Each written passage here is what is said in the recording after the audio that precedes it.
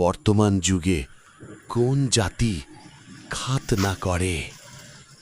তারা বলল, ইয়াহুদ জাতি ব্যতীত কেউ খাত না করে না। কিন্তু তাদের ব্যাপারে আপনি মোটেও চিন্তাগ্রস্ত হবেন না। আপনার রাজ্যের শহরগুলোতে লিখে পাঠান, তারা যেন সকল ইয়াহুদিকে কতল করে ফেলে। তারা যখন এই ব্যাপারে ব্যতিস্থ ছিল, তখন হিরাক্লিয়াসের নিকট জনৈক ব্যক্তিকে হাজির করা হল, যাকে গাসসানের শাসনকর্তা পাঠিয়েছিল। সে আল্লাহর রাসূল সাল্লাল্লাহু আলাইহি ওয়াসাল্লাম সম্পর্কে খবর দিচ্ছিল। হিরাক্লিয়াস তার কাছ থেকে খবর জেনে নিয়ে বললেন, তোমরা একে নিয়ে গিয়ে দেখো তার খাতনা হয়েছে কিনা। তারা তাকে নিয়ে গিয়ে দেখে এসে সংবাদ দিল, তার খাতনা হয়েছে। হিরাক্লিয়াস তাকে আরবদের সম্পর্কে জিজ্ঞেস করলে সে জবাব দিল, তারা খাতনা করে। অতপর হিরাক্লিয়াস তাদের বললেন, ইনি অর্থাৎ আল্লাহর রাসূল সাল্লাল্লাহু আলাইহি ওয়াসাল্লাম এ উম্মতের বাদশাহ, তিনি আবির্ভূত হয়েছেন। অতপর হিরাক্লিয়াস রোমে তার বন্ধুর নিকট লিখলেন। তিনি জ্ঞানে তার সমকক্ষ ছিলেন। পরে হিরাক্লিয়াস হিমসে চলে গেলেন।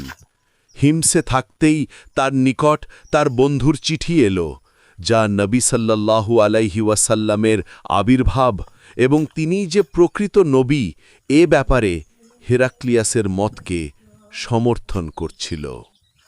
তারপর হিরাক্লিয়াস তার হিমসের প্রাসাদের রোমের নেতৃস্থানীয় ব্যক্তিদের ডাকলেন এবং প্রাসাদের সকল দরজা বন্ধ করার আদেশ দিলে দরজা বন্ধ করা হল।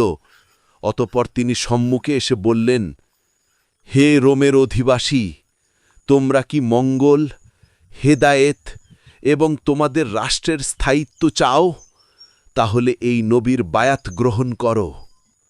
এ কথা শুনে তারা বন্যগাথার ন্যায় দ্রুত নিঃশ্বাস ফেলতে ফেলতে দরজার দিকে ছুটল, কিন্তু তারা তা বন্ধ দেখতে পেল। হিরাক্লিয়াস যখন তাদের অনীহা লক্ষ্য করলেন এবং তাদের ঈমান থেকে নিরাশ হয়ে গেলেন, তখন বললেন, ওদের আমার নিকট ফিরিয়ে আনো।